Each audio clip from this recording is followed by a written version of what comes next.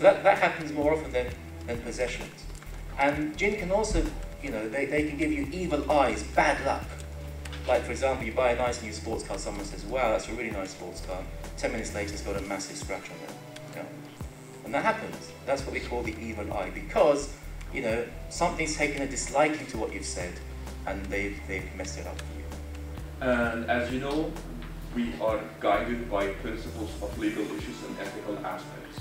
So one thing I do is check out my own scope of practice. Am I really able to help this client? And chances are, if I am not able to help this client, I make sure that I become the middleman between myself and the psychiatrist, where that person needs to be evaluated and that person needs medication. I keep our relationship, but definitely and ultimately, the aim is what helps the client best. And at that point, I make sure that I am resourceful enough for me to give out the referrals. Today's conference is about Islam and mental health. And we've brought an array of international speakers here to Wandsworth to explore the issues with the Trust.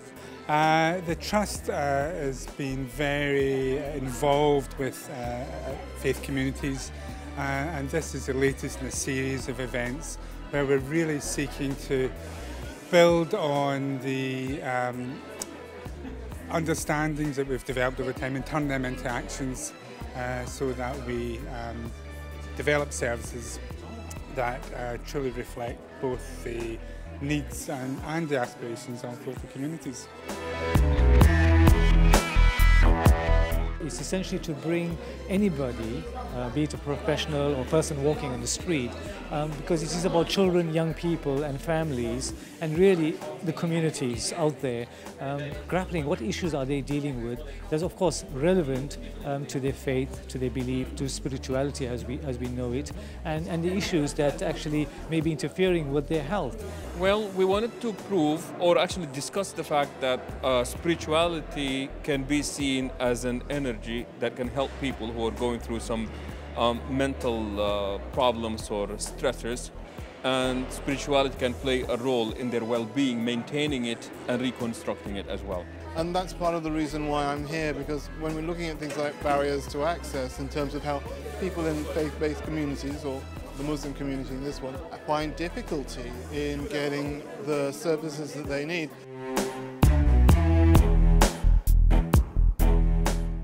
Well, I think, coming from Glasgow and coming from an ethnic minority background myself, and also being Muslim and third generation Pakistani, I think it's very important to think about culture and faith, and also spirituality when you're seeing patients.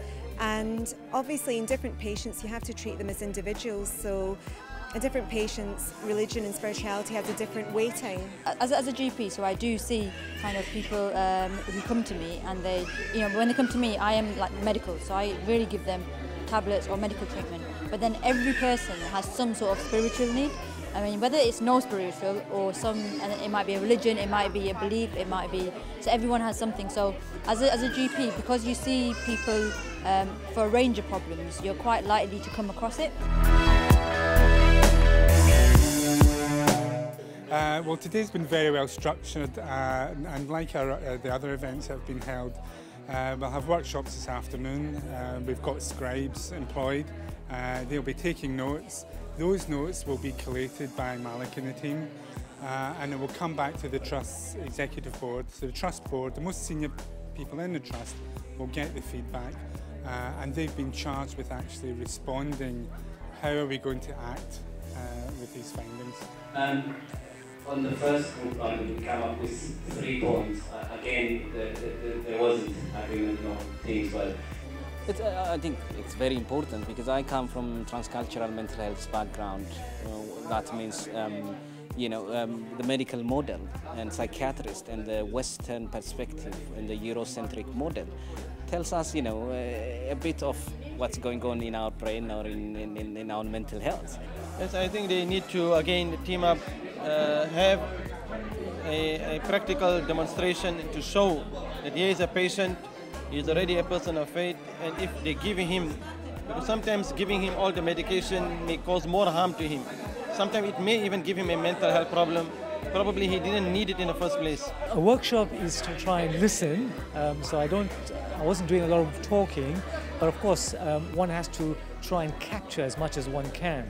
And in so doing, we went away with 3 clear messages to be given to the powers to be, because we can be sitting and talking about these issues over and over again, but no action will be taken, nothing will be done. I was brought up with that since I'm Muslim, so we believe in the Quran and we believe that it's healing. And so whoever is stressed, and in our community, stress doesn't exist, whether you are crazy or you are fit. So if you are crazy, it means like you are possessed, or you need help, and the person who can help you is a Maulana, somebody who can read Quran on you. We certainly do treat our service users with tablets and other forms of treatment, as well as with talking therapies. But the spiritual aspect is something we really do have to engage with, and this event is one of the first places we can start that dialogue going. Incorporate a spirituality assessment in their intake form, meaning that when people come in, we have questions for them in identifying the strength of their clients. You know, are you married? Do you have family? Do you have friends? Do you belong to a support group?